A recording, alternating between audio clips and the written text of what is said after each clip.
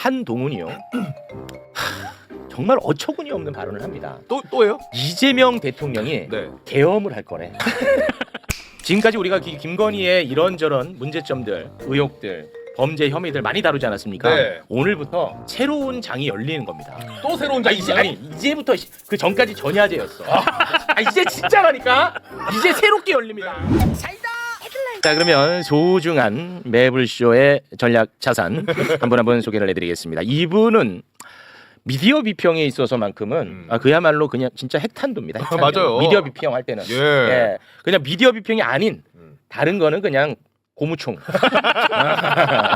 근데 미디어 비평할 때는 핵탄두야. 맞아요. 동기 민동기 선 기자님 박수로 맞이합니다. 네. 안녕하십니까, 김군입니다. 요즘 슬슬 또 이준석 의원이 한마디 하는 거, 요거 레거시 미디어 다 받아주고 있죠. 한마디 하는 거를 그냥 왕왕 받아 쓰고 맞습니다. 있는데요. 이제 방송가에서는 살짝 이준석 의원이 사라졌었거든요. 네, 이런 식으로 가다 보면 이제 슬금슬금. 레거시 미디어 그렇지. 방송에서도 이제 출연을 할 것으로 보이는데 맞습니다. 진짜. 다른 사람은 몰라도 제가 주시를 하고 있습니다. 그러면 끝나. 네. 눈을 부라리면서 주시를 하고 있기 때문에 이분은 본인이 출연하는 방송사인데 그 동시간대에 그냥 그 방송사를 까버리더라고요. 아닌 아니, 거 아침에 거기 나갔다가 오후에 자기 방송에서 그 방송을 까. 결국은 잘리더라고요. 선해 보이시지만은 미디어 비평이 있어서 미디어 비평은 워낙 이제 전문 분야이기 때문에 네. 가만두지 않습니다. 고맙습니다. 얘가 문제예요. 얘가 지금 뭐 반정치를 자기가 타파한다고 얼마나 얘기를 해왔습니까? 말만 하고 맨날 책만 쓰고 책만 팔아먹고 본인 몸값만 지금 계속 네. 커지고 있습니다. 최욱 씨가 그거 아쉬워했잖아요. 너는 이준석 잡으라고 데려다 놨더니 왜 나를 잡냐? 이준석 폭격기 예. 신인규 변호사 박수로 맞이합니다. 예, 매불쇼의 전략자산 2호입니다. 그렇습니다. 희소 아이템 전문가, 사각지대 폭격 전문가, 반정치 폭격기 신인규입니다. 네, 고맙습니다. 지금 요즘 좀 웃을 분위기가 아니라는 걸 알고 계시죠? 예, 이 슬금슬금 올라오잖아요. 그러면은 이제 또 그게 익숙해지면 그들이 얼마나 반정치를 했는지에 대해서 망각하게 되고 다시 그들은 대한민국에 이제 넥타이를 메고 나오면서 가장 점잖은 가장 중도적인 정치인 코스프레를 하면서 인기를 또 구가할 겁니다. 맞죠? 그러니까 가장 위험한 게 뭐냐면요, 소나기보다 이 가랑비에 옷 젖는 게 무서운 거예요. 그래, 맞아. 그러면서 세탁기가 막 돌아갑니다. 그 코인 빨래방 가보셨어요? 네. 그럼 세탁기가 여러 개가 동시에 돌아가요. 네. 건조기랑 같이. 그렇습니다. 딱 그런 상황입니다 지금. 맞아요. 대한민국 레거시 언론이 이 반정치 꾼들을 가지고 장사하는 그렇습니다. 이런 부분이 있습니다. 그래서 네. 이거는 국민들에게 미치는 해악이 크기 때문에 오늘 좀 제대로 폭격을 좀 해야 되지 않나. 네. 좋습니다. 자, 어제 저희가 추경호 의원 네. 구속영장 청구에 대한 이야기를 길게 나누지 않았습니까? 네, 맞아요. 굉장히 그 심각한 이야기 네. 길게 나눴습니다. 추경호 원내대표는 자신의 원내대표 그 지위를 활용해 가지고 의원들의 표결권을 침해해서 윤석열의 내란을 성공하게끔 일조한 혐의를 받고 있는 어마어마하게 무거운 혐의를 받고 있는 사람이에요. 네. 맞죠? 그렇죠. 근데 여기에 대해서 이준석 의원은 제 관점에서 아주 교활하고 아주 교묘한 논리로 우리 사회를 아주 혼탁하게 만들고 있습니다. 마치 이준석은 추경호가 표결에 참여하지 않은 것을 우리가 문제 삼는 것처럼 아니 국회의원이 표결 참여하고 표결 참여하지 않는 걸로 처벌하면 어떻게 이런 식으로 아주 교묘하게 물타기를 하고 있어요. 자, 이준석이 페북에다 글을 남겼는데 페북의 일부를 좀 소개 부탁드리겠습니다. 자, 본인이 추경호에게 구속영장 청구한 것을 보면서 네. 지적을 하고 싶은 부분이 있다라고 하면서 네. 국회의원들의 당시 대응은 세 가지였다라고 주장을 합니다. 첫 번째가 계엄 해제 표결에 참여한 사람. 두 번째가 계엄에 반대했지만 이준석처럼 진입이 막히거나 굳이 또 김민석 총리를 언급합니다. 그래서 표결하지 못한 사람. 그리고 이제 계엄 해제에 반대해서 진입 시도도 투표도 하지 않은 사람. 자, 이렇게 세 부류로 나뉘는데 네. 이는 급변하는 상황 속에서 각자 선택에 따른 결과다. 정치인들의 선택과 행동은 모두 기록에 남고 국민의 정치적 평가를 받는다. 표결과 정치 행위에 정치적 책임 이상의 형사적 책임을 지우는 순간 그것은 정치가 이런 아닙니다. 물타기를 내버리는 거야. 자, 이렇게 쓰니까 레거시 미디어들이 쫄래 또 다 써줍니다. 자, 일단은 자, 화 조금 이따 내주시고 일단 뭐 이준석 의원님이 본인이 이제 공권력에 의해서 이제 표결 참여를 못했다고 하셨으니까 진입이 막혔다. 네, 그 진입을 공권력이 막았던 그 장면을 잠깐 한번 다시 보고 오겠습니다. 네. 어떤 병한테 명령받았길래 이런 소리를 해?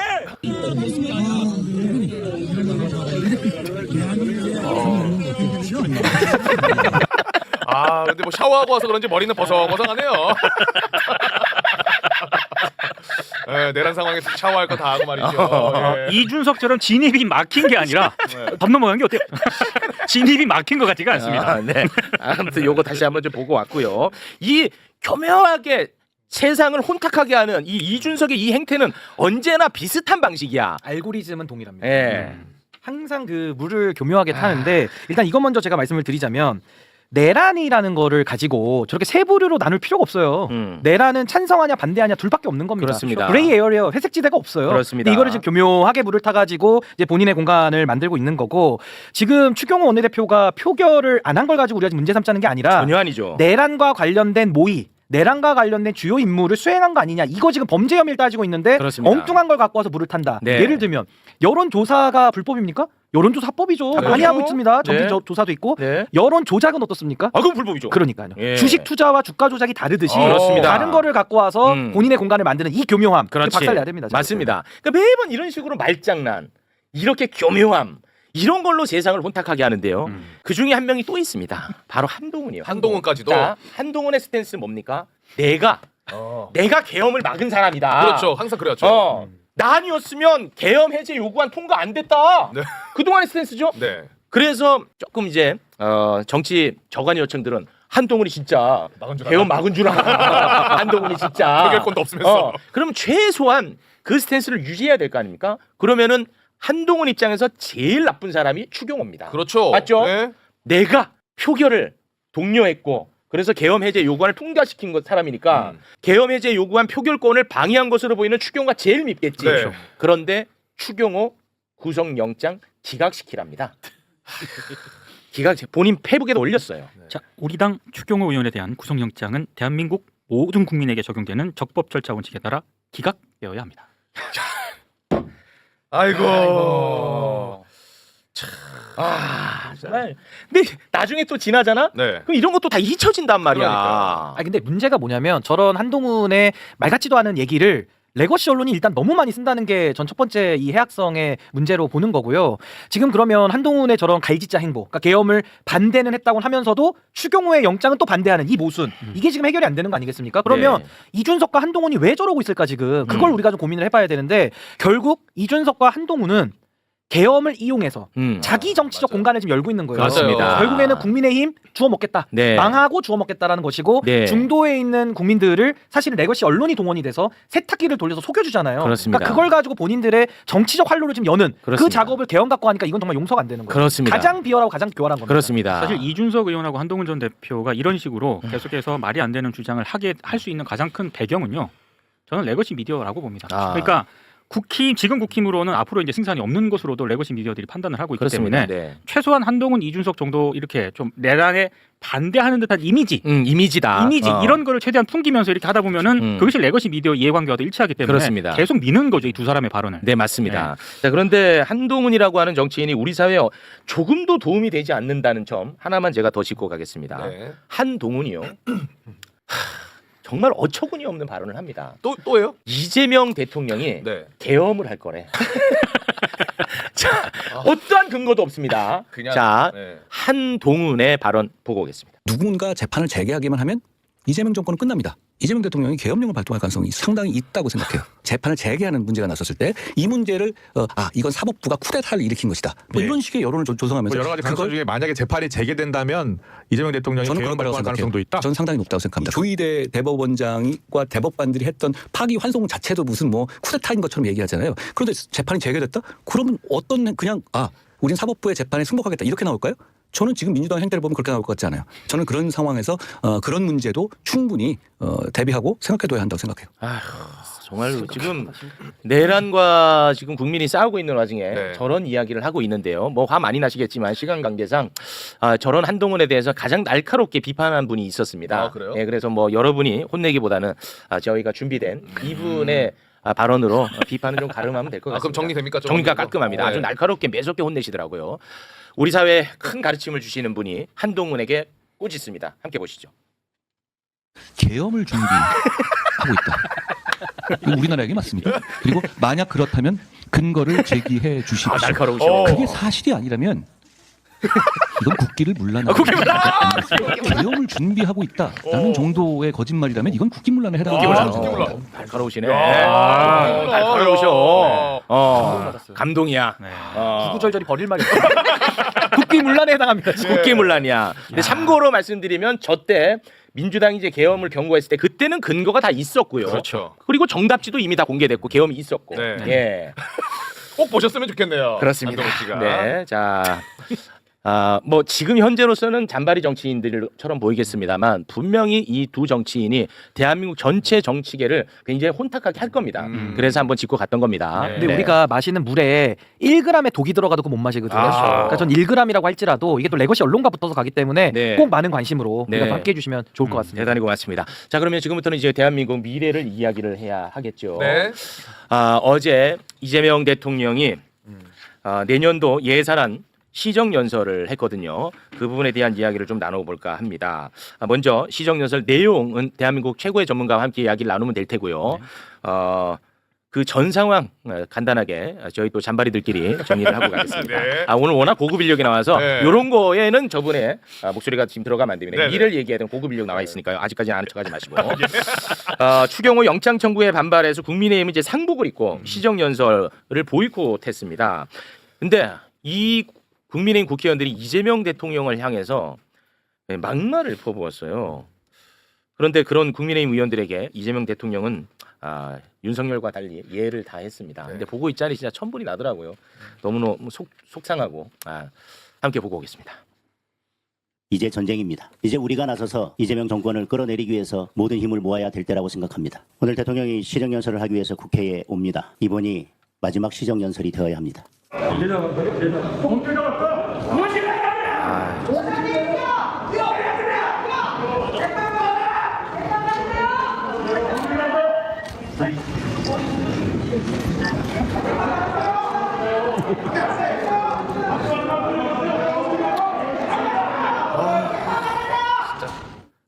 질 떨어져 진짜.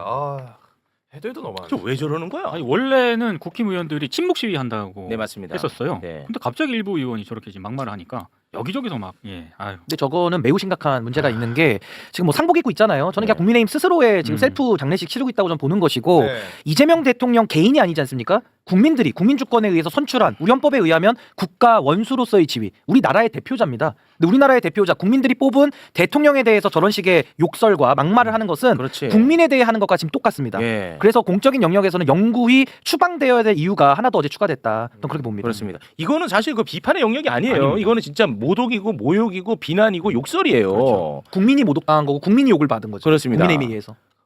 야, 저런 말을 할 수가 있어. 난 진짜 너무 열받네. 아니 야당 의원은 대통령을 비판할 수 있다고 봅니다. 그렇죠. 근데 지금은 비판할 현안이 없어 심지어. 아니 심지어 너무 잘하고 계시다는 평가를 받고 있을 뿐만 아니라 아까 장동혁 대표가 그러잖아요. 마지막 시정연설이 될 거라고. 네. 아니, 누구 맘대로 임기를 줄이겠다는 거예요. 그리고 줄일 능력이나 있는지도 모르겠지만 저런 식으로 묻지마식으로 끌어내리겠다? 저거야말로 대선 불복 중에 불복이거든요. 네. 근데 대선 불복하고 국민주권과 싸우겠다면서 왜 공당의 대표하고 왜 국회의원 합니까? 그러니까 더 이상 이제 공적인 역할을 할 수 없는 그런 상황 아니냐 네. 생각이 듭니다. 반면에 민주당 의원들은 이재명 대통령을 열렬히 환대했습니다. 네. 왜냐면 이제 워낙 이제 큰 일을 치르고 왔기 때문에. 그렇죠. 네. 근데 진짜로 그 일정이 얼마나 팍팍했습니까? 이제 나중에 봤더니 몸살에 그렇죠. 걸렸더라고요. 환대받는 이재명 대통령 국회에 들어오는 그 장면 함께 보겠습니다. 지금 대통령께서 입장하고 계십니다.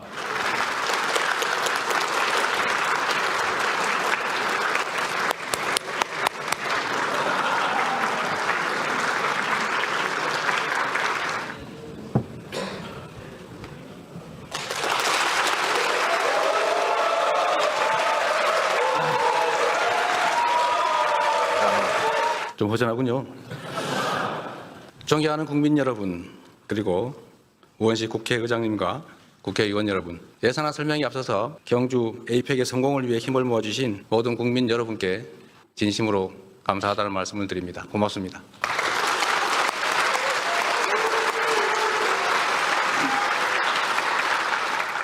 네. 솔직히 잘하고 돌아왔잖아. 그럼요. 네. 그리고 사실 저 시정연설 끝나고 나가실 때요. 또 의원들하고 악수를 다 하면서 나갔잖아요. 맞습니다. 네. 근데 그 끝부분에 소수정당 의원들이 있었거든요. 아, 네. 그러니까 한창민 대표라든지 이런 분들이 있었는데 사실 그렇게까지 악수를 안 하고 그냥 나가셔도 되는데 이재명 대통령이 와가지고 악수를 하고 이렇게 인사하고 나가시더라고요. 네. 그 장면도 저는 굉장히 좀 인상 깊게 다가왔어요. 네, 근데 확실히 그 와중에도 정치 구단 박지원 의원은 와 시간을 제일 많이 잡아먹더라고요. 아, 영상 보셨군요. 예. 대통령 길을 막던데. 와 정치 구단이야. 그 와중에 우리 해남한도 분들이 업어주라고 그랬어요.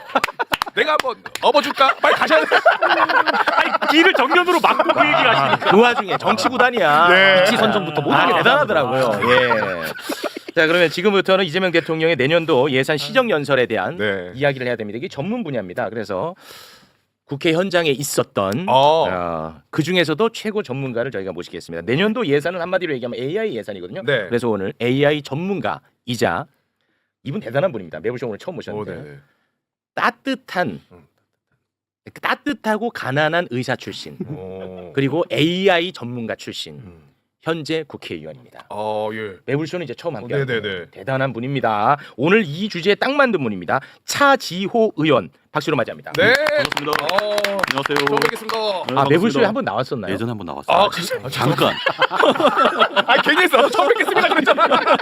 아 죄송합니다. 뭔가 새로 태어난 느낌이 들던데. 죄송합니다. 네. 대단한 분이야. 예. 그건 확실하죠. 확실합니다. 네. 대한민국 국회의원 300 지금 300명은 아니죠? 아닙니다. 뭐 아무튼 거의 약 300명 가운데 가장 이건 뭐 사생활의 영역은 아니니까 이건 다 공개를 하는 거네. 공적인 영역이니까 가장 돈이 적은 의원. 근데 왜 그런 상황이 됐냐? 도박해서 이런 게 아니고 네.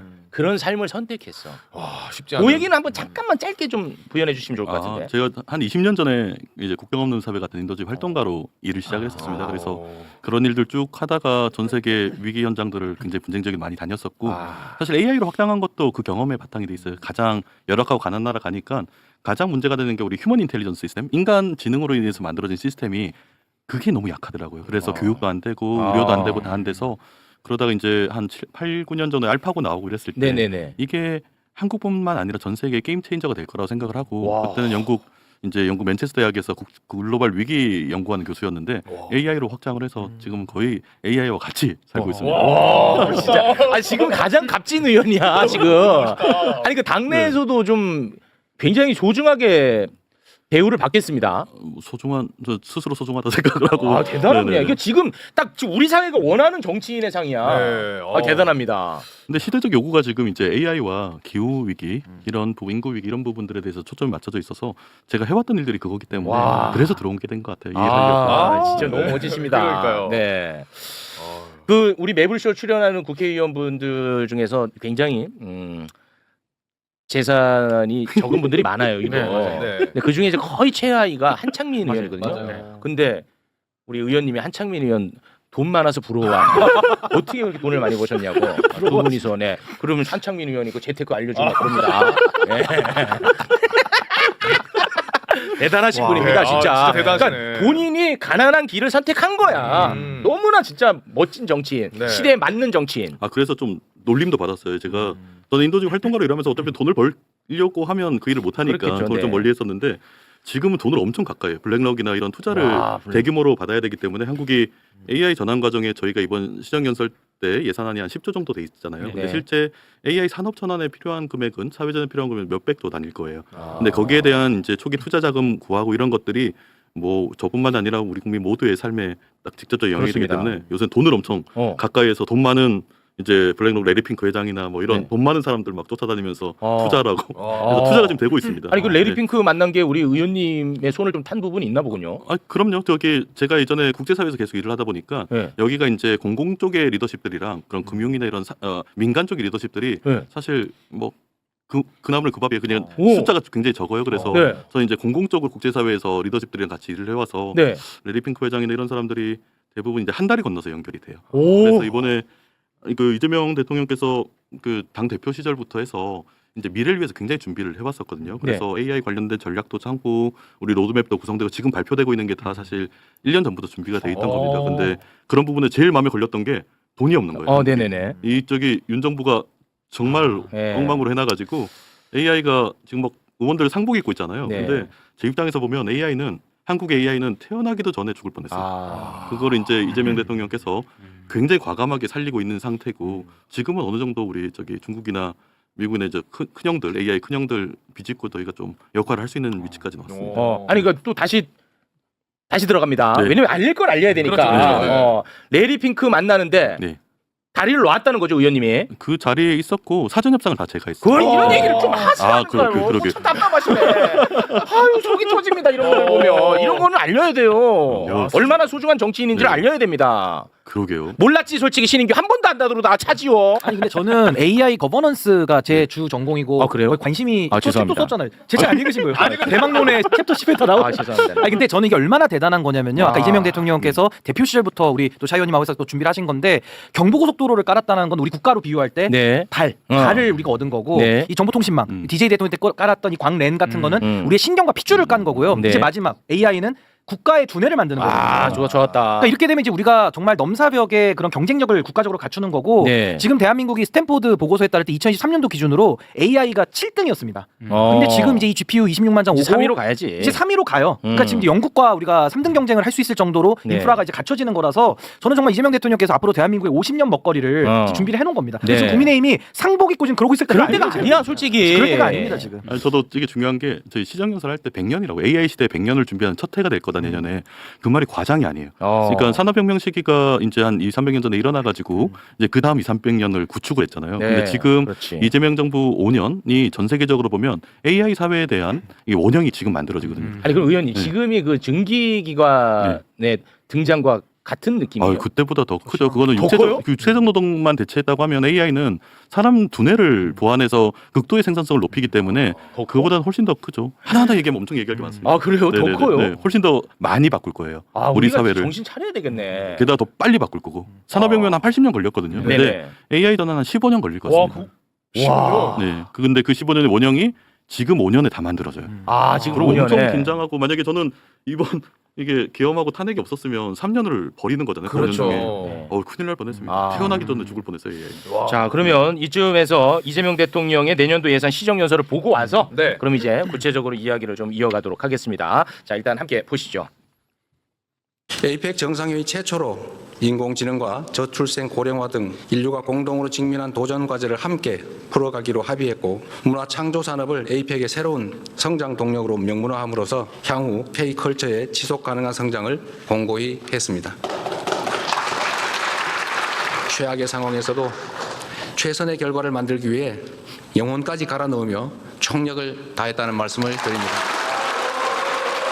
그러나 여기에서 안주하거나 만족하기엔 우리가 처한 상황이 결코 녹록지가 않습니다. 우리는 지금 겪어보지도 못한 국제 무역 통상 질서의 재편과 인공지능 대전환의 파도 앞에서 국가 생존을 모색해야 할 절체절명의 위기에 처해 있습니다. 산업화 시대에는 하루가 늦으면 한 달이 뒤처지고 정보화 시대에는 하루가 늦으면 1년이 뒤처지겠지만 인공지능 시대에는 하루가 늦으면 한 세대가 뒤처지게 됩니다. 안타깝게도 지난 정부는 천금 같은 시간을 허비하는 것도 모자라 R&D 예산까지 대폭 삭감하며 과거로 퇴행했습니다. 정부가 마련한 2026년 예산안은 바로 인공지능 시대를 여는 대한민국의 첫 번째 예산입니다. 정부는 2026년 총 지출을 올해 대비 8.1% 증가한 728조 원으로 편성했습니다. 이번 예산안이 법정 기한 내에 통과되어 대한민국이 새로운 미래로 나아갈 수 있도록 초당적인 협력을 부탁드립니다. 2026년 예산안이 치밀한 심사를 거쳐서 신속하게 확정될 수 있도록 기대합니다. 고맙습니다.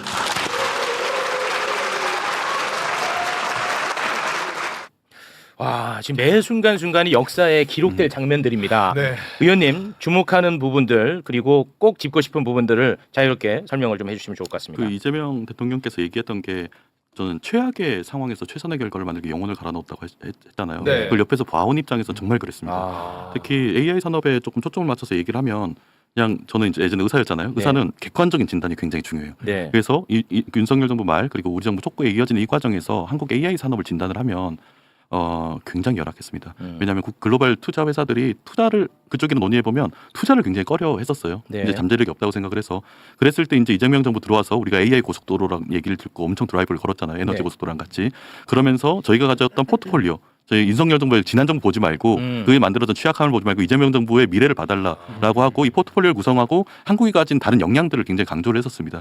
그런 상황에서 이제 글로벌 투자자들이 특히 블랙록 같은 큰 자본을 움직이는 데서 투자를 하기 시작했고 그 블랙록이 사실 그 마이크로소프트나 엔비디아랑 다 파트너십이 만들어져 있어요. 그래서 예. 거기 있는 그룹들도 자연히 한국의 중요한 시장 신호를 읽고 여기 참여하기 시작을 해서 지금은 우리가 이제 미국이나 저기 중국의 다음 3등이지만 굉장히 격차가 크거든요. 근데 이 격차를 따라잡을 수 있을 만한 최선의 자원과 그리고 로드맵을 확보한 상태입니다. 네. 그래서 이 지금 한국은 어떻게 보면 이 시기에 정권이 바뀌고 이재명 대통령이나 굉장히 이게 추진력 있는 리더십이 만들어졌다는 것들이 이 과정에 굉장히 주요한 상황인 것 같아요. 네, 그 뭐 예산 투입에 대해서는 좀 너무 적다든지 뭐 그런 부분은 좀 아이고 그렇죠. 이게 그 저희가 공공재원으로 10조를 10조더라고요. 얘기를 했는데 예. 이 10조 예산 작습니다. 근데 뭘 봐야 되냐면 우리는 민간 투자를 같이 가지고 가요. 그러니까 AI 산업이나 공공재원에 들어가는 굉장히 큰 민간 투자에 대한 마중물로서 이 10조 예산이 들어가는 거고 네. 예전에 윤 정부 같은 경우는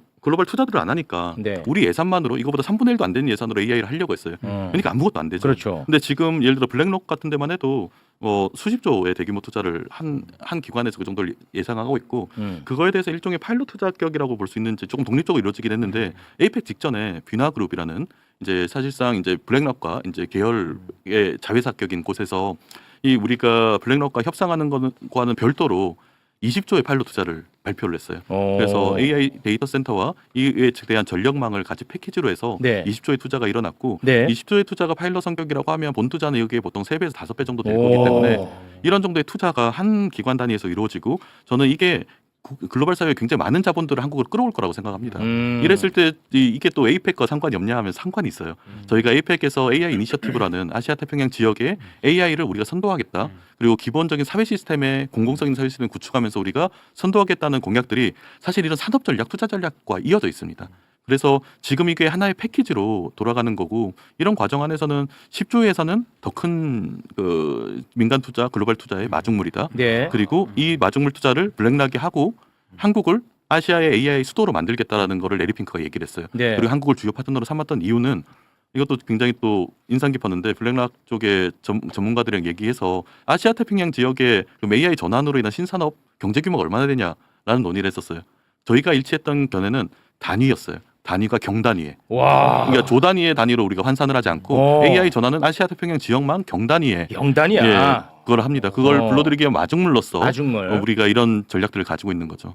제가 이거 조금만 더 보완을 하면 보완 가능할까? 아니, 무리하지 마. 진짜 쓰러져. 아니, 우리 의원님 말씀하신 건 뼈대를 말씀해 뼈대. 주시면 이게 지금 트럼프가 지금 전략 자산화돼 있는 엔비디아 칩을 뭐 공급하지 않는다. 이거 좀 많이들 걱정하시잖아요. 네. 근데 이건 걱정하실 필요가 없는 게 젠슨 황이 왜 투자를 하겠습니까? 26만 장을 왜 팔겠습니까?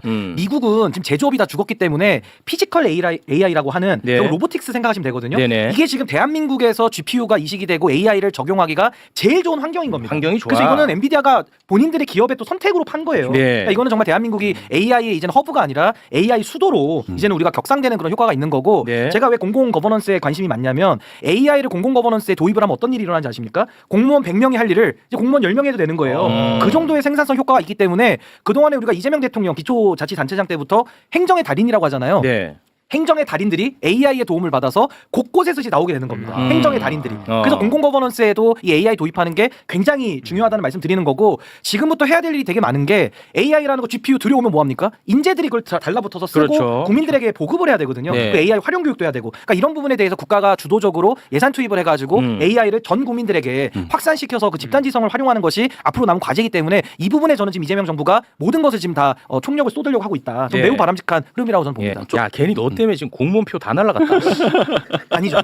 공무원들이 인력이 남으면 국민들의 안전 업무라든지 복지 업무에서 전환을 쓸 수 있는 전환으로 갑니다. 창조적 업무. 우리 공무원 여러분들 네. 지금 흔들리실 필요 없습니다. 신인규 예자 자르시면 됩니다. 신인규는 여러분은 전환이죠. 창조적인 일을 많이 만들 수 그 있습니다. 부분이 중요해요. 저기 실업 문제나 노동 문제가 AI의 직격탄을 맞을 거예요. 그래서 만약에 이재명 정부가 들어서지 않고 저희가 이런 계획을 세우지 않았으면 아마도 3년에서 5년 사이에 대량 실업이 왔을 겁니다. 왜냐하면 AI 기술들이 기업들의 생산성을 굉장히 높여버리고 한 명이 할 일을 예를 들어서 예를 5명에서 10명이 할 일을 한 명이 할 수 있거든요. 네. 그럼 여기서 가장 타격을 받는 게 청년들이에요. 네네. 근데 여기에 대해서 저희가 AI 전환보험이라든지 AI를 이제 사람과 같이 협력형 일자리 모델로 협력형 기업형 모델로 만들려는 계획들이 만들어져 있고요. 네. 한 가지만 조금 말씀을 더 보태면 피지컬 AI를 얘기를 했던 게 이제 AI 자체 산업의 규모는 크지가 않아요. 근데 피지컬 AI를 했던 건 우리 제조 산업을 하려는 거고 제조 산업은 한국 같은 경우에 제조 강국이니까 전체 GDP의 28%를 차지합니다. 여기에 대한 생산성을 높이려고 하는 거예요. 근데 사실 이재명 정부의 우리 AI 플랜들은 여기까지 다 얘기해야 될지 모르겠는데 그걸 하나 더 넘어가 있어요.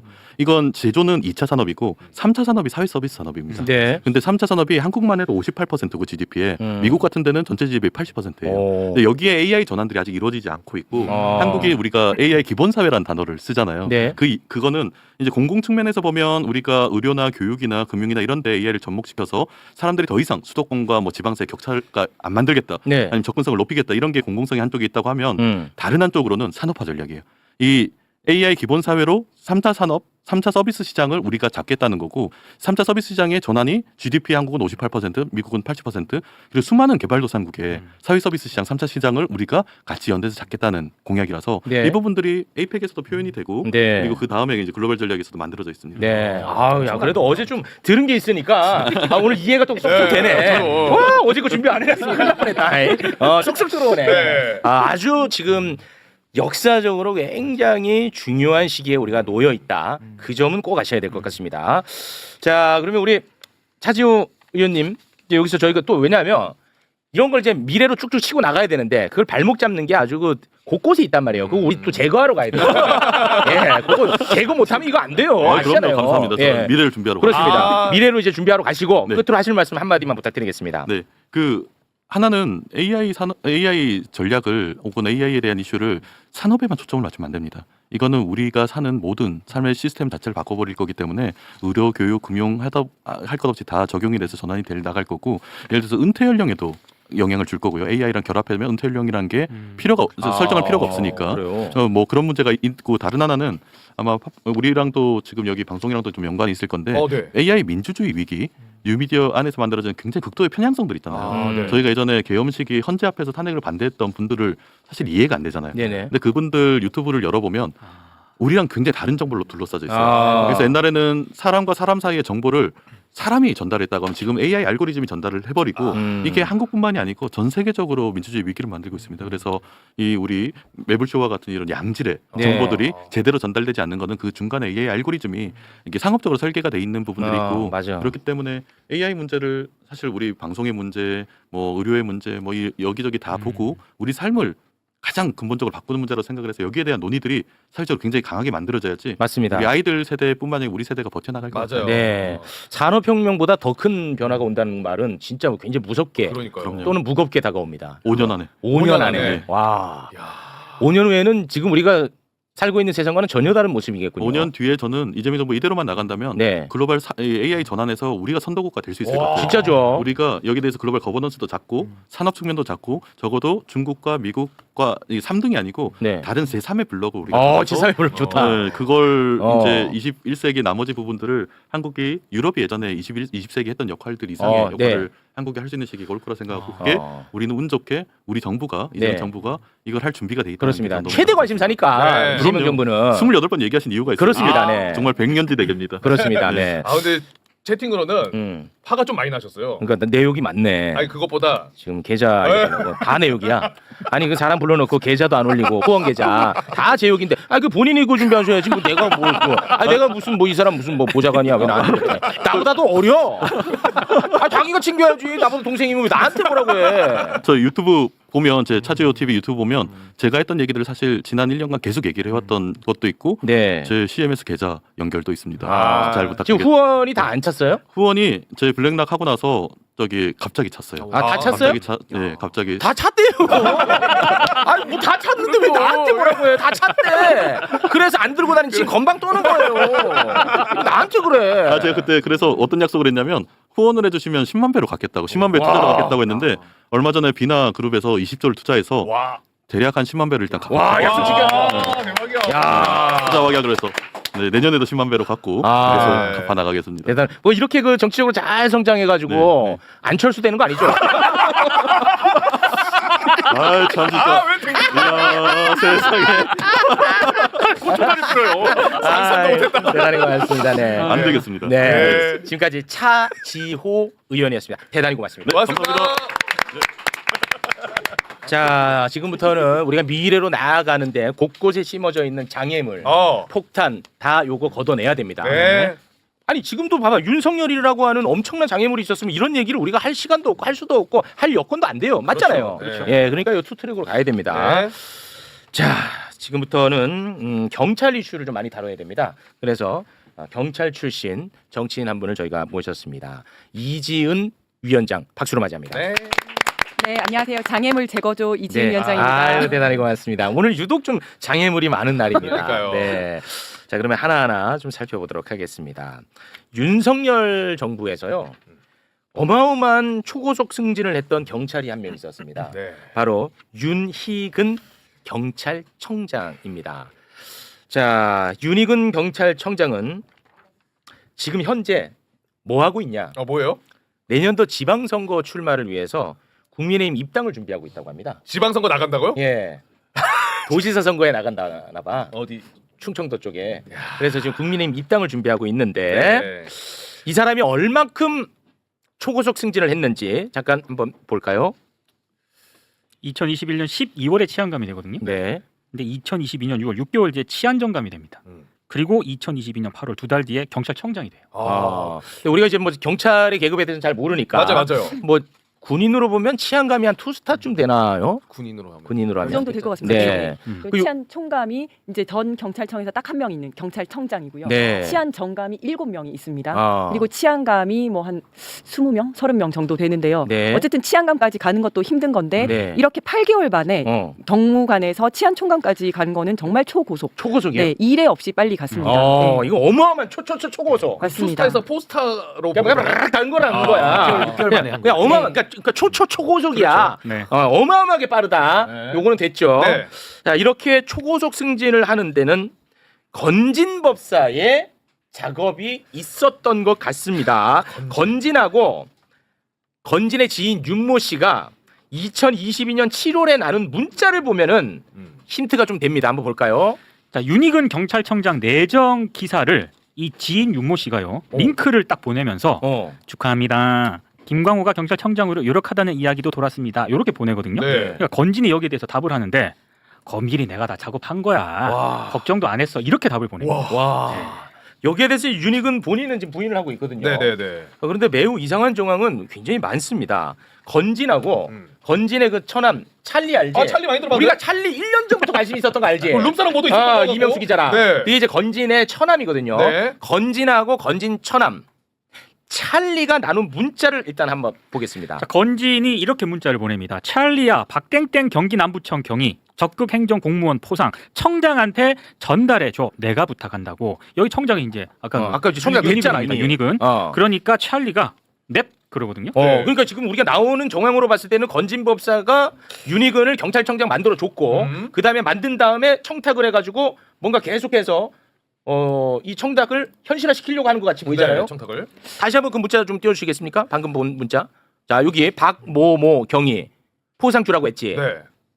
현실이 됩니다. 이 저렇게 돼요? 실제로 현실이 됩니다. 포상 받아요? 자, 9월 30일에 청탁 문자가 갔거든요. 그런데 2달쯤 뒤인 11월 28일에 그 건진이 언급한 박땡땡 경위가 실제로 적극 행정 공무원 포상을 받고요. 12월 8일에는 1계급 특별 승진을 하게 됩니다. 와, 이거는 빨리 해주세요. 빨리 네. 설명해 주세요. 빨리.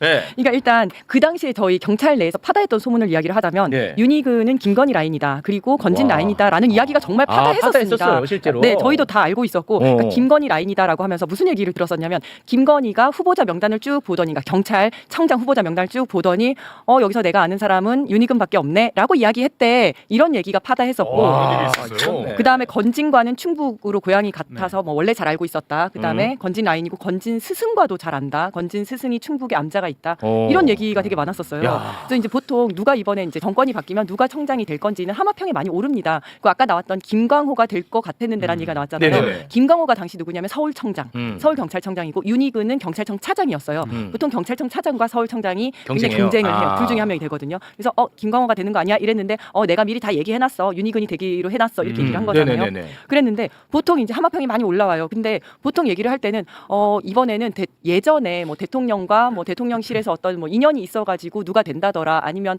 뭐 인수위에 있었기 때문에 누가 이번에 청장이 된다더라, 이런 식으로 하마평이 도는데 그게 아니라 영부인 라인이라더라, 와, 무속인 라인이라더라, 이런 말은 이거 생판 100% 아니야? 처음 들어본 거예요. 어. 그래서 그 당시에 있었던 거의 뭐 경정급 이상, 총경급 이상은 이 이야기를 다 들었습니다. 아, 그래요? 네, 다 알고 있었고요. 그러니까 지금 소문을 뒷받침할 만한 증거가 나오는 과정입니다. 맞습니다. 그러면. 그래서 네. 어저께도 제가 이제 경찰에 있는 분들이랑 얘기를 나눴는데 어쩐지 다 이거예요. 어쩐지 그럴 줄 알았다. 그때도 말이 무성하더니 결국 사실이었구나. 다 이런 반응입니다. 야, 그러면 소문으로. 무서운 게 잡아봐.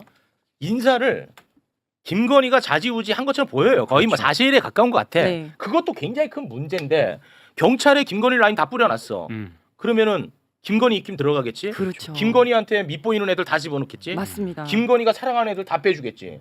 그랬을 거 아닙니까? 맞습니다. 그래서 우리가 이제 일단 비선이 경찰청장 인사를 좌지우지 한 것도 잘못됐지만 그렇습니다. 두 번째로 경찰청장 시켜줄 테니까 그 대가로 뭔가를 요구했을 그렇죠. 거 그게 아닙니까? 핵심입니다. 그리고 마지막으로 아까 저 문자에서 보듯이 건진덕으로 청장이 되면 건진의 인사청탁이나 사건청탁을 거절할 수 없게 되는 거지 않습니까? 네. 아까 저 문자도 보면 건진이 한 명을 꼭 찍어서 승진시키려고 하니까 실제로 특진이 됐잖아요. 네. 근데 특진이라고 하는 거는 경찰에서 굉장히 힘든 겁니다. 아, 그래요? 혼자의 힘만으로도 안 되고 이거는 동료들도 도와줘야 되고 당연히 역량은 출중해야 되는 거고 굉장히 힘든 거고 특히 이제 순경에서 경장 같은 경우에는 좀 이제 열심히 하면 될 수가 있는데 네. 경위에서 경감이에요. 저 사람은. 그러니까 제법 높은 계급이거든요. 네네. 저 정도는 정말 뭐 능력만으로도 안 되고 운도 좋아야 되고 성과도 있어야 되고 성격도 좋아야 돼요. 왜냐하면 세 평까지 다 듣거든요. 아, 세 평도 줘야 되니까. 그래서 평판 조회도 다 하기 때문에 세 평도 좋아야 되고 그리고 뭐 부서 안배, 성별 안배, 지역 안배 이런 거 다 해야 되기 때문에 운도 좋아야 되고 모든 걸 다 갖춰줘야 되는데 그러니까 정말 우리는 저 정도 특진을 하려면 전생에 나라를 구해야 된다 이런 얘기를 하는데 건진이 그냥 시킨 거잖아요. 와, 그러니까 얼마나 미친다. 저때 떨어진 사람들은 이 기사를 보고 얼마나 정말 박탈감을 느끼겠습니까? 그렇습니다. 내가 능력이 부족해서 특진이 안 된 게 아니라 정말 저 건진을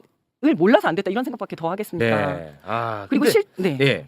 그리고 또 이거 말고도 당시에 또 이제 건진 수사가 안 이루어졌었거든요. 경찰에서는 건진 수사가 안 이루어졌습니다. 아. 건진이 경찰청장을 낙점해서 경찰청장을 시켰으니 그러네. 자신에 대한 수사를 당연히 막지 않겠습니까? 그러네. 당시에 건진이 대통령 부부를 팔면서 세무조사 무마를 맞아요. 공무원들한테 청탁하고 이런 게 네, 있었습니다. 그거 아주 시끄러웠습니다. 네, 이권에 개입했다 이런 말도 네. 있었는데 윤희근이 인사청문회 때 뭐라고 했었냐면 구체적인 첩보가 있으면 하겠다. 하지만 첩보가 없다. 그래서 못한다 이렇게 얘기를 했었고 서울청장은 뭐라고 얘기를 했었냐면 풍문만으로 어떻게 수사를 하냐. 이거 그냥 돌아다니는 풍문이다. 수사 못한다 이렇게 얘기를 했고 실제로도 수사가 안 이루어졌어요. 그러니까 지금 보니까 이게 다 이제 조각들이 맞춰지는 겁니다. 그러네. 야, 그 정말 굉장히 그 우스꽝스러운 당시 상황이 있었잖아요. 저런 일이 있으면은 당연히 건진을 잡아들여야 되는데 그렇죠. 대통령실이 거기서 갑자기 튀어나와 가지고 대한민국 기업들 건진 조심하세요. 맞아. 그렇죠. 네. 진짜 웃기는 일이 발생했었어. 보통 건진에 대해서 뭐 조사를 한다거나 그럼. 뭐 이렇게 해야 되는데 네. 그냥 공문을 보내서 기업들한테 건진 조심하라고. 아니 그 건진이 코로나야. 오히려 실세라는 걸 인증을 해주죠. 맞아. 인증. 그 진짜 그 당시에도 이상했는데 그렇죠. 이게 뭐 이렇게 연결이 되는 겁니다. 그리고 건진이 뭔데 아무것도 아니잖아. 그냥 사인입니다. 그렇죠. 그 위에는 김건희가 있는 그렇죠. 거지. 맞습니다. 그리고 김건희는 엄마가 최은순인데 최은순 금고에서 네. 경찰 이력서 나왔잖아. 맞아요. 이력서랑 같이 있었던 문건 나왔었잖아. 맞아요. 그 문건 다시 한번 보고 갑니다. 자, 경기 북부경찰청의 요직을 맡으면 남양주 의원들의 자금줄을 차단을 할 것이다. 찐 보수의 발령으로 좌파의 활약을 막을 것이다. 그러니까 자기들은 야. 어떠한 목적이 있는 거야 결국은. 그렇죠. 네. 예를 들어서 김건희, 윤석열에게 해를 끼치는 정치인들 조지는 거지 경찰에서. 남양주 의원도 쫙 나오지 않습니까? 나오잖아. 김용민 의원, 최민희 의원, 김병주. 맞습니다. 조직이 딱 좋잖아. 자금줄 끊어버리겠다. 최민희, 김병주, 김용민. 어. 진짜. 그러니까 이런 식으로 이제 경찰청장 본인이 원칙도 없이 이렇게 백을 써가지고 청장이 된 거지 않습니까? 네. 그러다 보니까 모든 인사 질서를 다 망가뜨렸어요. 아 그랬어요. 아 그러니까 윤희균이가 청장 된 다음에 맞습니다. 아 그러니까 그래요. 인사라는 게 예측 가능해야 되지 않습니까? 그리고 인사 질서라는 게 있는 건데 네네. 정말 아무 이유도 없이 6개월 동안 인사를 미룬다든지 고위직 인사를 했다가 갑자기 몇 시간 만에 뒤집는다든지 오늘 밤 9시에 했다가 내일 아침 9시까지 오늘 밤 9시에 인사를 내놓고 내일 아침 9시까지 취임을 하라 그랬어요. 그러면 서울에 있는 사람이 이사를 가야 되는 겁니다. 전남까지 이사를 가고 네네. 그리고 그 활용 점정이 이제 총경들 좌천 인사를 한 거죠. 총경들 좌천 인사, 그러니까 경찰국 폐지, 그러니까 경찰국 신설에 반대했던 총경들을 좌천 인사를 하면서 계급을 뒤집어가면서 인사를 한 거죠. 제가 당시 총경이었었는데 당시 좌천이 되면서 제 상사가 저보다 계급이 낮은 사람이었었거든요. 아 그랬어요. 계급 사회에서 어떻게 이런 일이 있을 수가 있습니까? 이런 식으로 자기 마음에 안 드는 사람들은 그냥 무작위적으로 이렇게 무참하게 그 보복을 한 거죠. 하게 만들려고. 그렇죠. 아주 모욕적인 인사를 한 겁니다. 이게 그냥 국헌문란 아닙니까 그러면? 그러니까 뭐 국헌문란이고 명백한 이거 부정부패 사안인 건데 결국에는 우리가 윤석열 시대를 다시 한번 복귀해 보면 법무부 장관에 한동훈 앉혀놓고 또 행안부에는 이상민 앉혀놓고 그렇지. 또 검찰에다가는 당시 이원석 그다음에 신무정 앉혀놓고 네. 또 경찰에 저 윤희근 같은 사람 박아놓고 아휴. 그리고 사법부에는 조희대 앉혀놓고 이러니 뭐가 제대로 되겠습니까 이게 지금. 아유. 윤석열이의 그 말을 잘 따르는 사람들을 앉혀놨기 때문에 아마 그 조직들이 각계가 격파되는 네. 아마 이런 상황이었지 않았을까 맞습니다. 생각이 정말 듭니다. 청장을 통해서 경찰청을 격파시키는 장악하는, 그런 네. 인사였던 것 같고요. 지금 아까 잠깐 말씀하셨지만 지금 충북 도지사로 나가려고 하는 것 그런 것 같아요. 같더라고요. 윤희근 전 네. 청장이. 근데 그 전부터 아마 그 출마 욕심이 있었던 것 같아요. 경찰청장 하면서도 충북을 각별하게 챙겼었거든요. 네. 그때 그 한번 돌이켜 생각을 하시면 이태원 참사 당일날 보고를 본인이 못 받았어요. 못 받았던 이유가 맞아. 충북 제천에서 지인들과 캠핑하다가 맞아. 술을 먹고 잠이 들어서 맞아. 보고를 못 받았었거든요. 근데 우리는 이것도 굉장히 좀 화가 났었는데 당시 코로나 3년이 끝난 이후에 처음으로 이 할로윈 행사를 하는 거여서 그동안 억눌려 있었던 시민들이 네. 전부 다 거리로 나올 거다. 네. 굉장히 이제 혼란스러울 수도 있고 위험할 수도 있다라는 보고서까지 올라가는 그런 맞습니다. 보고서를 네. 다 묵살시키고 이런 경우라면 경찰청장은 당연히 현장에 있거나 자기 자리를 지켜야 돼요. 그렇죠. 그런데도 불구하고 경찰서장만 하더라도 혹시 밤에 들어오는 전화 못 받을까 봐 전전긍긍하는데 네네. 이렇게 특별한 날에 충북에 내려가서 자기 지인들이랑 뭐 때문에 어떤 의도로 어떤 욕심에서 갔는지 그러네. 모르겠지만 그러니까 그때부터 자기 사람 챙기려고 했는지 모르겠지만 그렇게 술 먹다가 잠이 든 거예요. 그리고 보고를 못 받았는데 본인이 뭐라 그랬냐면 그 청문회인가 하여튼 거기 나와서 뭐라고 했냐면 경찰은 뭐 주말에 술 못 먹습니까? 이런 얘기를 했던 사람이거든요. 생각난다 이제 하나씩. 맞네.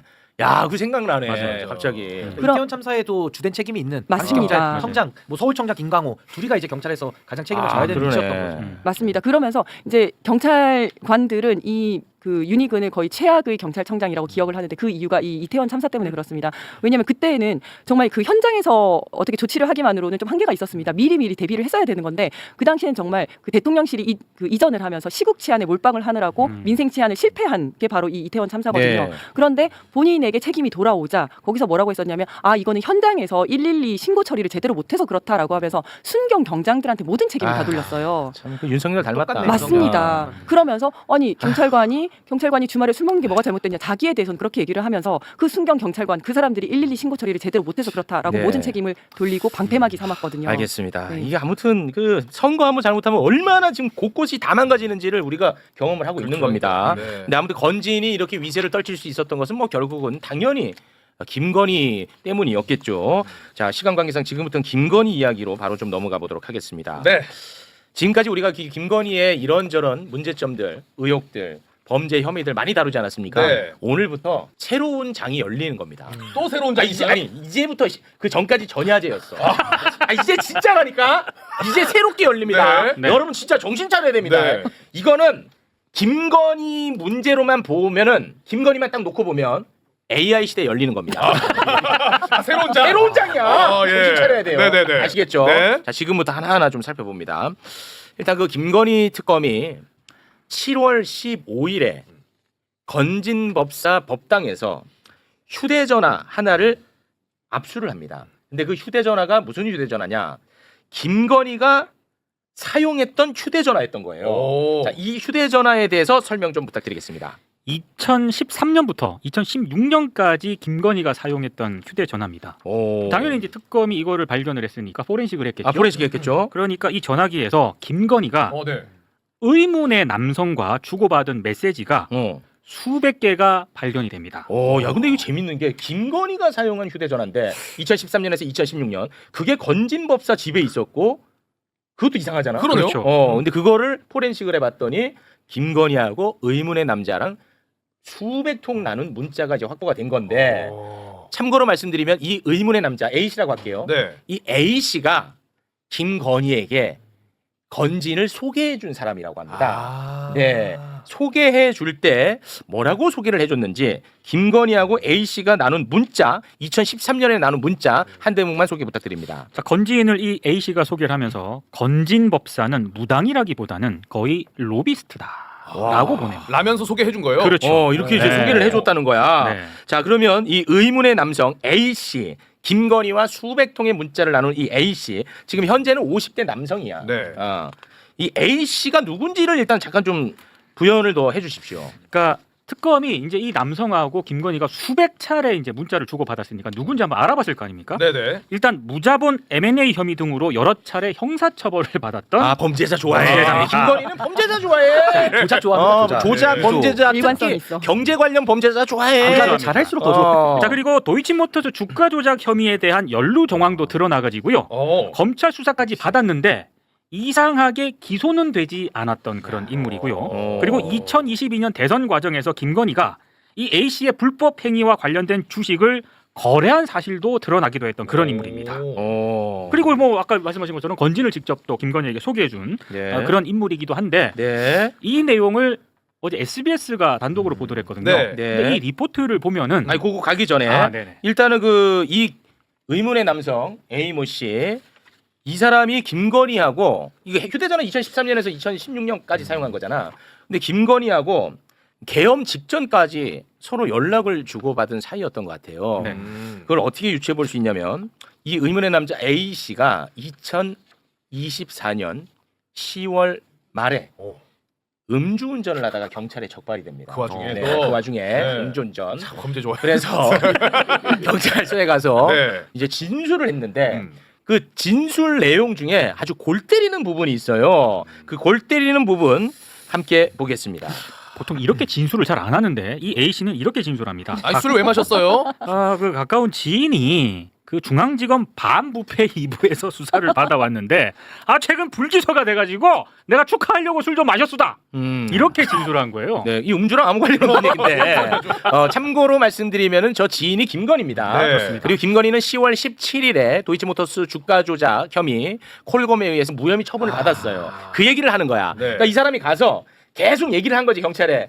아유 기분 좋은 일이 있었어. 김건희 말은 못 알아들으니까. 근데 못 알아듣는 것도 아니야 경찰이. 그렇죠. 최선을 다해서 못 알아듣고 싶었겠지. 아유 뭐 뭔데요? 아유 뭐 자 여봐요. 예? 기분 좋은 일이 있었어. 기분 좋다고 술 드시면 됩니까? 에이 들어보면 같이 마시고 싶어. 에이, 무슨 도이치모터스 주가 조작 어마어마한 큰 일을 털어줬다니까 내 지인을. 하하 내 지인. 하하하 기분 좋겠지. 그래가지고 한잔했다니까. 나 가야겠지 집에. 다음에 합석해야지. 뭐 이런 분위기. 그러면 경찰이 그 지인 누구예요? 혹시 뭐 김건희라고 아니지. 물어볼 법도 한데. 큰일 나지 그렇게 되면. 그렇죠. 최선을 다해서 안 물어봤던 거. 못 알아듣는 척. 못 그래서 알아듣는 척. 조서에도 지인 그렇습니다. 제가 생각할 때는 김건희라고 이 A 씨가 분명히 말을 했을 겁니다. A 씨는 김건희랑 마셨다 이 얘기를 했을 건데 경찰에서는 안 믿었을 거예요. 안 믿어요. 왜냐하면 우리가 이제 그 수사를 하고 또 이렇게 음주 단속을 하다 보면 이런 사람들 되게 많아요. 나 이재용이랑 술 먹었다 이런 사람들도 되게 많고 그다음에 뭐 권성동이랑 잘 알고 누구랑 잘 알고 이런 허세 떠는 사람들이 굉장히 많습니다. 그러면서 내가 김건희 영부인이랑 술을 마셨고 그래서 나 영부인이랑 술 마시는 사람이야. 나 빽 있어. 그리고 나 봐줘 이런 식으로 계속 얘기를 합니다. 네. 그런데 이런 사람이 워낙 많다 보니까 경찰에서는 안 믿었을 거고 예 알겠습니다 이러고 그냥 넘어가고 지인이라고 그냥 썼을 가능성이 높고 그리고 정말로 영부인이랑 술을 마셨다면 이렇게 그냥 보통 이제 집까지 모셔다 드리거나 아니면 대리운전을 잡아드리거나 이러지 이렇게 본인이 음주운전을 할 거라고 보통 생각을 안 하잖아요. 그래서 그렇게 말했더라도 안 믿었을 것이다. 네. 아무튼 이제 진짜 중요한 얘기 지금부터 한번 해볼까 하는데 네. 이게 이제 SBS가 이제 보도를 한 거거든요. 네. 이제부터 이제 새로운 판이 열리는 이제 국면이 될 거라고 말씀드렸잖아요. 보도 중에 아주 요상한 대목이 한 대목이 있습니다. 그 대목을 좀 소개 부탁드리겠습니다. 굳이 SBS가 이 대목을 언급을 한 것은 국민들에게 힌트를 좀 주려고 한 게 아닌가 개인적으로 생각을 하는데 이런 부분이 있습니다. 뭔데요? 특검팀은 2013년에서 2016년 사이에 이 남성 A 씨와 김건희가 주식거래 관련 관계를 넘어서 개인적으로도 밀접한 관계였던 것으로 결론 내린 걸로 파악됐습니다. 밀접한 관계. 이렇게 되면은요. 잘하면 네.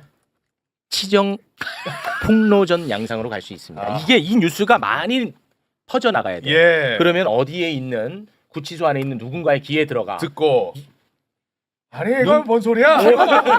아니 이거 지금 내가 2012년에 결혼했는데 이거 뭐야 이거 2014년 3년이면 이거 뭐 나랑 살 때 아니야 이거? 어? 법률론 이유지. 야 이거 나 재판 다 나간다 그래 이거. 야 이거 가서 이거 사실대로 이거 얘기하지 내가 계엄을 왜 했겠어 이거? 어? 특검에 나가시겠습니까? 특검 다 나간다 그래 나 건강 팔팔이야 지금. 잠깐 그러면 김건희 특검부터 제가 시간을 그거 다 나간다 그래 이거. 치정 폭로전. 예. 가능성 없지 않다. 성훈아 총 어딨냐? 야. 치정 폭로전. 이거 가져야 돼 이제. 모든 사랑이 깨지는 순간이면 그동안 많이 감싸주고 왔었는데. 네. 김건희 쪽에서는 돌파구가 이거는 쉽지 않네. 쉽지 않아. 시기가 아니면 하나 있는 거 아니에요? 건진 법당에 있었으니까 로맨스 스캠. 이거 김건희 없지. 입장에서 뚫기가 쉽지 않아요. 어려워요. 그래서 야, 이거 SBS가 보도한 거거든요. SBS가 쉽지 않네. 김건희 변호인에게 연락을 합니다. 아. 이거 어떻게 된 거냐? 네. 이 밀접한 관계 네. 이거 어떻게 된 거냐 물어봐. 그러면 보통 김건희 변호인단의 그 동안의 스탠스면 뭘 것 같아요? 말도 그거잖아. 사실무근. 당연히 사실무근 말도 안 된다. 가만히 있지 않겠다. 해도 너무한다. 이거잖아. 네. 그런데 김건희 변호인에서 뭐라고 얘기했냐? 물어볼게요. 한번 물어볼게요.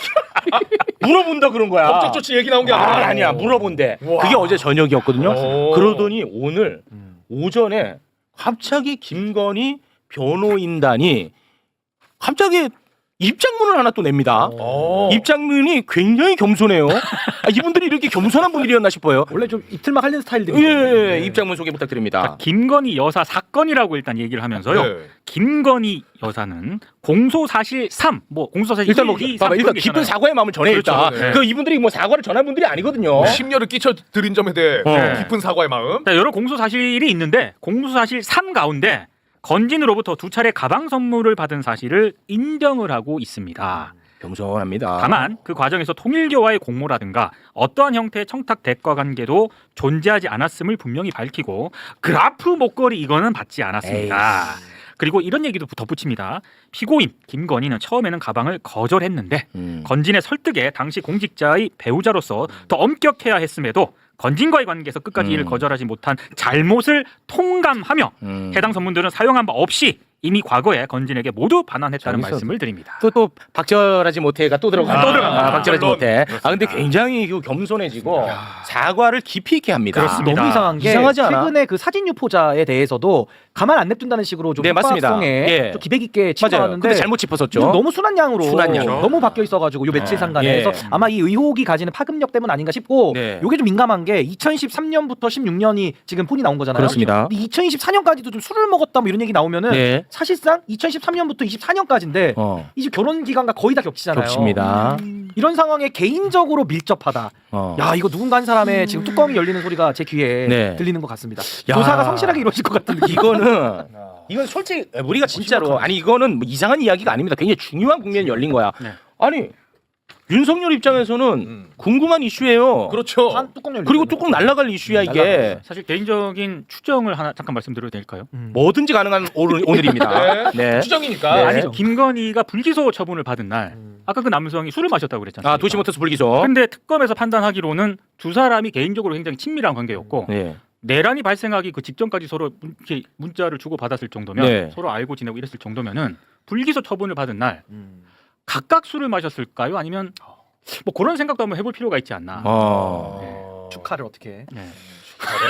힘은 누가 썼는지. 아니 그런 상상을 한번 해봤습니다. 추정이니까 이건 추정이니까. 상상의 영역이니까. 아 진짜 근데 불기소 축하로 술을 예를 들어 진짜 마셨다면 네. 그건 뭐 당연히 김건희와 마셨을 가능성이 높죠. 워낙 깊은 인연이고. 물론 축하할 일은 아니죠. 그건 범죄인데 사실은 덮어준 건데. 아니 그러니까 자기들은 기분 좋잖아. 자기들은. 야 이건 얼마나 밀접하면은 또 그것도 그러니까요. 축하를 해주고. 근데 이 사람이 지금 도주 중이에요. 아 도망갔어요. 지금 도망갔어. 튀었어요. 튀었어. 내가 볼 때는 지금 윤석열 풀어주기에 잡힌다. 윤석열 풀어주면 윤석열한테 물어와.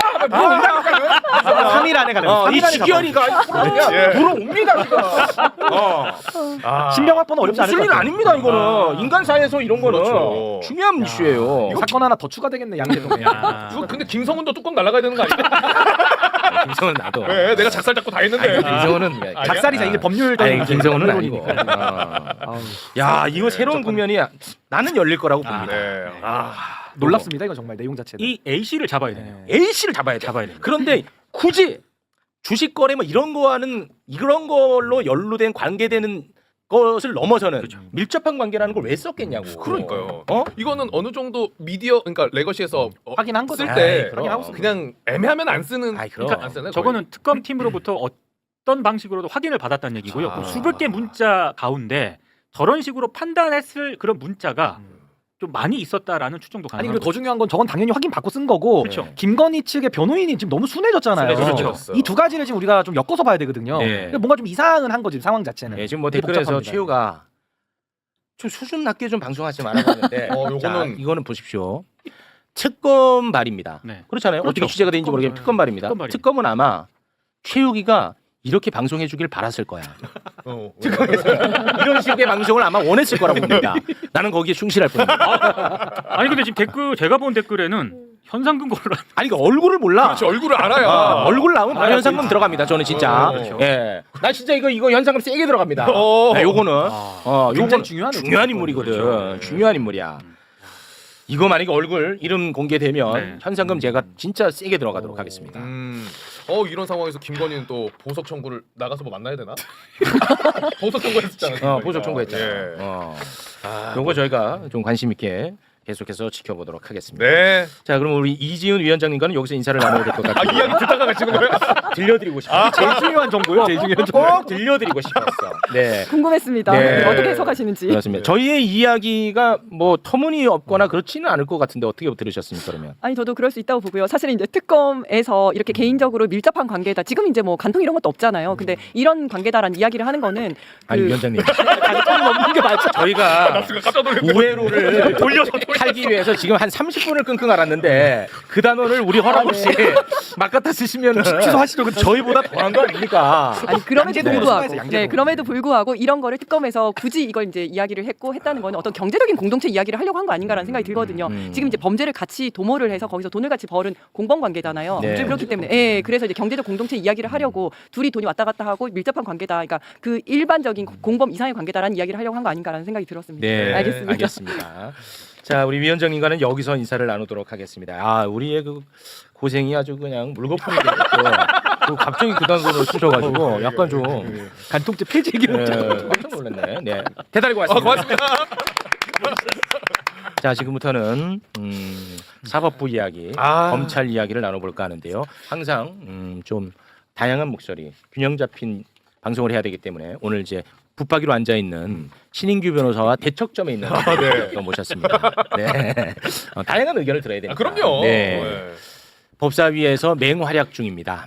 신인규 변호사가 굉장히 비판을 많이 하고 있는 정치인이기도 하고요. 최혁진 의원 박수로 맞이합니다. 네. 예, 안녕하세요. 저 신인규 변호사님을 존경하고 사랑하는 최혁진입니다. 예. 자꾸 소금멘트 제 얘기를 네, 아니 왜냐하면 다양한 의견을 듣는 게 좋으니까. 그렇죠. 네. 그리고 두 분 목소리 중에 더 설득력 있는 목소리가 시장에서 살아남는 거고. 네. 공론의 장이죠. 공론의 장입니다. 네. 고맙습니다. 오늘 우리 최혁진 의원님께서 하실 말씀이 많습니다만 준비한 내용에 앞서서 요거 하나만 잠깐 같이 영상 짧게 보고 갈까 합니다. 지기현의 이야기는 저희가 좀 계속 해야 될 것 같아요. 왜냐하면 역사적인 재판을 진행하는 사람입니다. 그런데 너무나도 불안하지 않습니까? 그런데 지기현이의 재판 모습 저희가 뭐 몇 번 말씀을 드렸습니다만 진짜 해도 너무합니다. 해도 너무해. 완전히 그냥 아사리판이고요. 엉망진창입니다. 지금 보여드릴 영상은 내란 중요 임무 종사자 김용현 재판의 모습인데 이 영상은 아마 여기 계신 분들도 거의 못 보셨을 거예요. 별로 안 알려진 영상인데 얼마나 지금 아사리판인지, 얼마나 엉망진창인지, 얼마나 지기현이가 거의 재판을 내팽겨친 것처럼 보여요. 제 눈에는 심각한 수준의 재판의 모습 함께 보겠습니다. 증인께서 나가실 때 방청석에서 예. 무슨 발언을 하셨습니다. 혹시 증인에 대해서 어떤 발언한 것인지 정도는 확인을 해서 질서 유지 차원에서 이 부분 확인하고 특검입니다, 이분은. 하셨으면 하는 바람입니다. 알겠습니다. 제가 들어서 경위님께서 속마음으로 하라고 하셨습니다. 변호사님, 그렇다면 이거는 검사님 말씀 다 듣고 해요. 모든 국민들이 만약 혹시 행동 자유권을 갖고 있어요. 아니 근데 이걸 이런 걸로 시간 보내는 이 사건 지금 중계가 되고 있습니다. 오마이TV라는 어떤 인민기관지 같은 이런 저급한 언론에 의해서 지금 여기 나와 있는 변호인이나 피고인들은 온갖 영향을 다 받고 있습니다. 이렇게 한다는 발상 자체가 스스로 이 사건 검사들이 어떤 수사를 했는지를 다 보여주는 겁니다. 그 변호사님 뭐 왜 이렇게 화를 내시고 그러세요? 그리고 화가 나게 하기 때문에. 그리고 화가 났습니다, 저희도. 그리고 이런 문제는 복잡한 뻔뻔하게 나오기 때문에. 이런 문제는 복잡한 문제가 아닌 게 법정에서 정숙하셔야 되는 의무는 법원을 존중하는 의미에서 그렇게 하는 겁니다. 그러니까 다들 정숙해 주십시오. 아시겠죠? 아이고 저희 오늘 오전에도 이거 시간 너무 많이 잡아먹어. 법원의 존엄, 법정의 존엄에 대해서 말씀해 주셔서 정말 감사드리고요. 그런데 지금 이 법정의 존엄을 훼손하고 있는 거는 우리 방청객분들이 아니고요. 서영교 같은 인간입니다. 아이고 잠깐만. 정말 방청석이 웃고 지성이 다르다는 이유로 개판이에요. 방청객들 탄압하고 있는 겁니다 지금. 그리고 재판장님 그리고 진짜 물어봐야 될 게 있다면 검사들한테 왜 검은 넥타이 메고 왔냐고 조롱하고. 검찰청 자체를 없애는 거에 대해서는 입을 닥치고 와. 이제 거기까지 아주 말도 안 되는 이런 제가 보기에는 시비를 거는 것 같아요. 엉망진창. 이재명 좋아하겠어. 아무래도 이거 이 진짜 아니 의원님, 아니 이게 정말 이게 너무 심각해서 네네. 이게 별로 처음 봤죠 이거. 이게 별로 알려지지 않은 영상인데 저는 일단 특검의 검사들의 무기력함 네네. 이것도 저는 지적하고 싶고요. 예. 그리고 전혀 재판의 중심을 잡지 못하는 지기현이의 문제. 이 두 가지를 좀 동시에 문제 삼고 싶습니다. 예. 이 너무 심각해요, 근데 의원님. 뭐 상상을 초월하는데요. 일단 특검이 좀 보강이 될 때 저는 그 특검에 좀 변화가 좀 필요한데 지금 검사들 중심으로 이렇게 특검이 많이 돼 있잖아요. 네. 신인규 변호사님 같은 분이 좀 우리 특검에 결합을 하시면 상당히 특검이 상당히 좀 이렇게 많은 문제를 정말 진심입니다. 예. 아니 근데 너무 그러니까 검사들도 너무 무기력한 거야. 나는 거기에 일단은 놀랬어요. 아니 저렇게 조롱하고 앞에서 대놓고 제가 저 약간 안 나온 부분 중에 제일 화났던 거는 저도 잠깐 보긴 했는데 상복 지적하잖아요. 네 맞아요. 김용현 변호인 한 명이 왜 누구 죽었어요? 맞아. 뭐 이런 얘기를 하더라고요. 맞아. 조롱을 하는 거죠. 와 조롱하는 거야. 깜짝 놀랐어요 제가 진짜 그거 보면서. 그 제가 국감 때에도 지적을 했는데 지금 특검에 나가 있는 검사들 한 40여 명 중에서 일단 19명이 윤석열 정권에서 승진이라든가 이런 보상을 받은 분들이더라고요.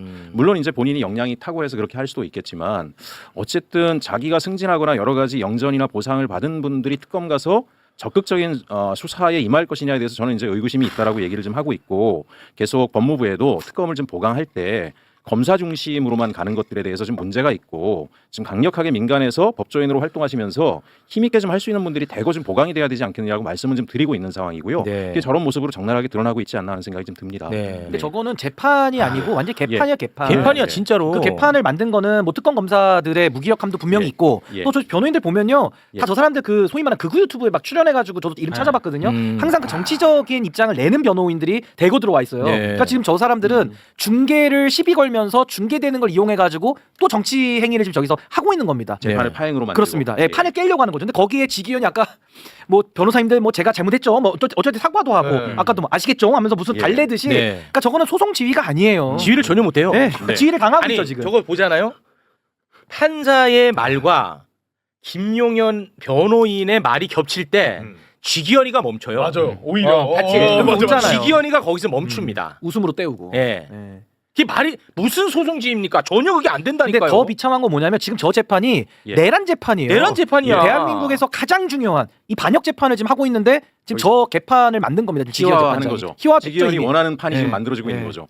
곽종근 전 특전사령관에 대해서 윤석열이 직접 신문한다고 그랬을 때 이것도 굉장히 웃겼던 게 이제 저녁 6시 넘어가니까 지기현 판사가 밥 먹어야 된다고 교도관들도. 네 맞아요. 그랬는데도 윤석열이 계속해가지고 결국 밤 9시까지 갔어요. 네 맞아요. 뭐예요 이게 대체? 근데 지기현이는 보면은 자기 그 같이 일하는 사람들에 대한 존중은 있어요.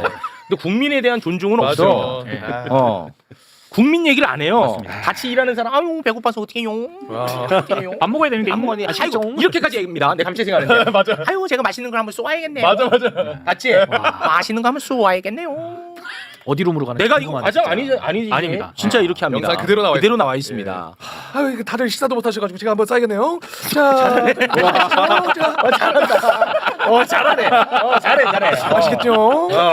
잘해. 이게 근데 내란 재판 이게 진짜 큰일 났습니다. 말이 안 되는 상황을 우리가 보고 있는 겁니다. 네. 근데 중요한 건 저럼으로써 시간은 계속 지연되는 계속 거잖아요. 늘어납니다. 지연되는 거잖아요. 네, 계속 늘어납니다. 근데 이게 얼마나 말이 안 되냐면 원래는 불구속 재판이 느려요. 구속 재판이 빠르거든요. 그렇지. 지금은 오히려 이진관 재판장이 하고 있는 한덕수 불구속 사건이 더 빠르고 그렇습니다. 지금 구속 사건이 저렇게 재판 쇼를 진행하고 있으니까 무슨 돌잔치 MC 보듯이 저러고 있으니까 이게 안 되는 거예요 지금. 돌잔치 MC.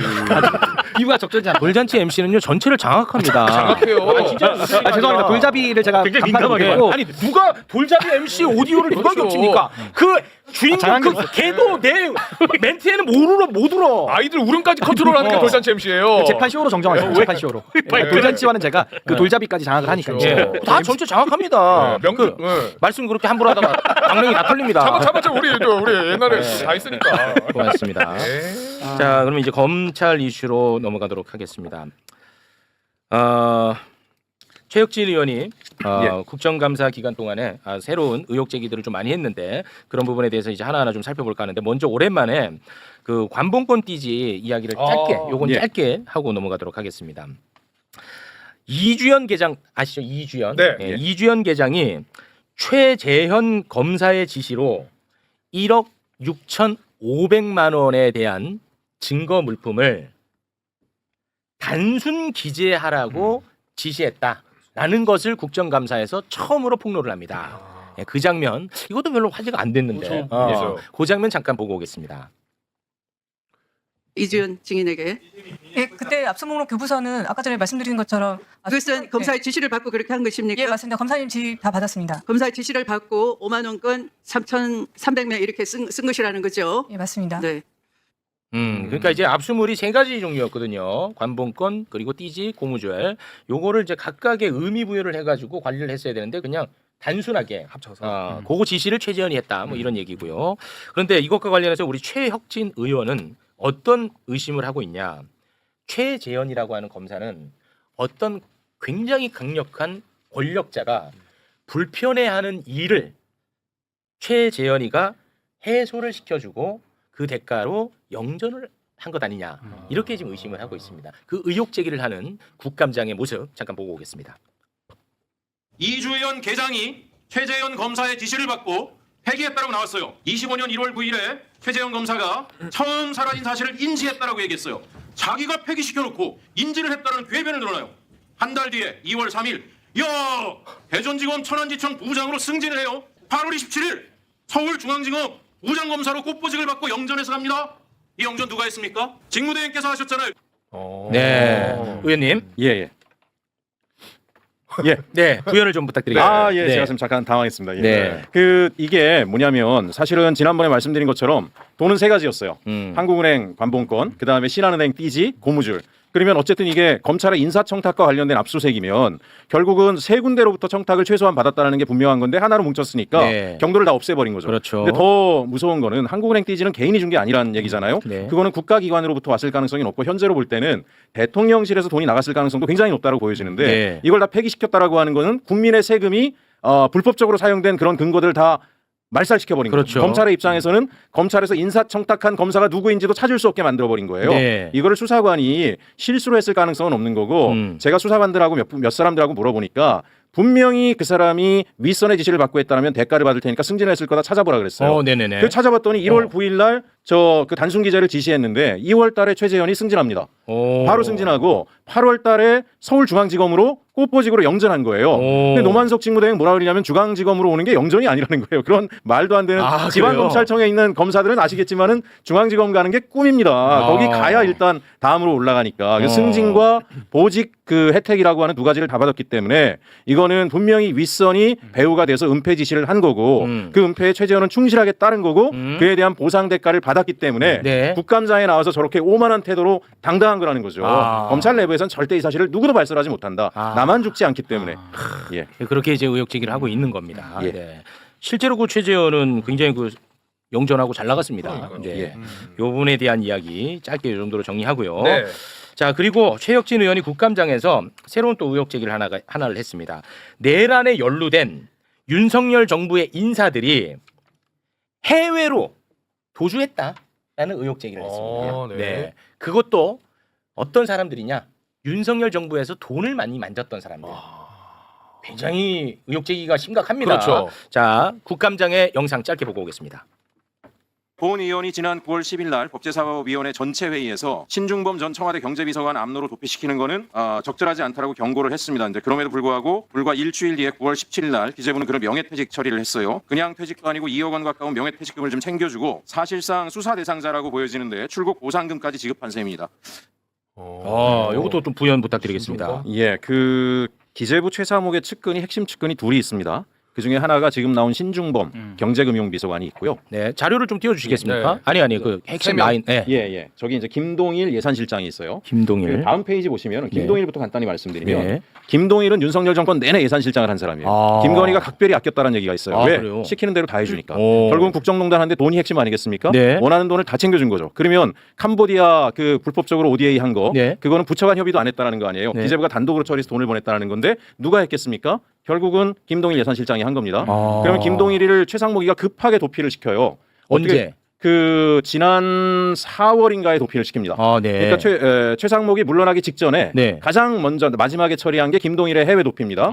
예, 그래서 지금 ADB 여기가 굉장히 좋은 자리예요. 여기 임원으로 보내는데 아시아개발은행 그렇습니다. 계속 기재부가 거짓말을 합니다. 어떤 거짓말을 하냐면 저희 의원실에서 아시아개발은행이 어디에 있는데요? 그 마카오 쪽에 그쪽으로 보냅니까? 예, 그쪽으로 보냅니다. 네네. 근데 여기가 원래 예산실장이 가던 자리가 아니에요. 그래요? 기재부 내에 다른 보직 예산실장은 처음 간 거예요.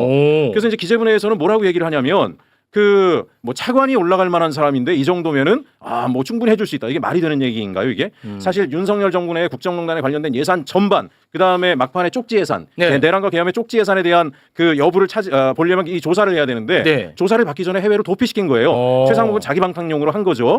그래서 이제 제가 기재부에서 물어봤더니 기재부는 임기가 3년이기 때문에 못 데려오겠다요. 그래서 제가 과거에 그 ADB 나가 있는 기재부 파견자 전체 봤더니 중간에 데리고 온 사람들이 한둘이 아니에요.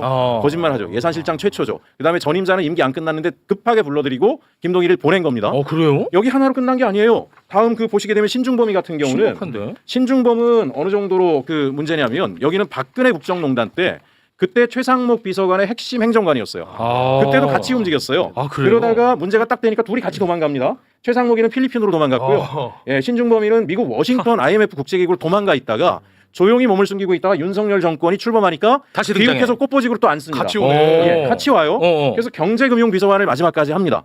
그러니까 결국은 그 우리가 내란 계엄 국정농단에 있어서 한쪽에는 군과 검찰이 동원돼서 정무적인 역할을 했다라면 돈은 다 이쪽에서 한 거예요. 그러니까 최상목 입장에서는 여기를 도망시켜야 되는 거죠. 근데 기재부가 너무 황당한 게 윤 정권 때 있잖아요. 문정부에 파견 나갔던 기재부 공무원들 내란에도 관여 안 했고 계엄도 없었잖아요. 그때는 이 사람들 악랄하게 다 잘랐어요.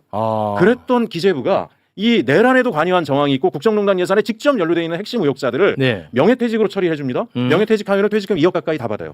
거기다 해외 꽃보직을 거기 가야 될 기재부에 열심히 일했던 공무원들 자리를 다 뺏으면서 이 사람들을 갖다 꽂아 놓는 거예요. 아니 그럼 거기 기존에 있었던 사람들은 실제로 그냥 한국으로 다시 불렀어요? 그렇죠.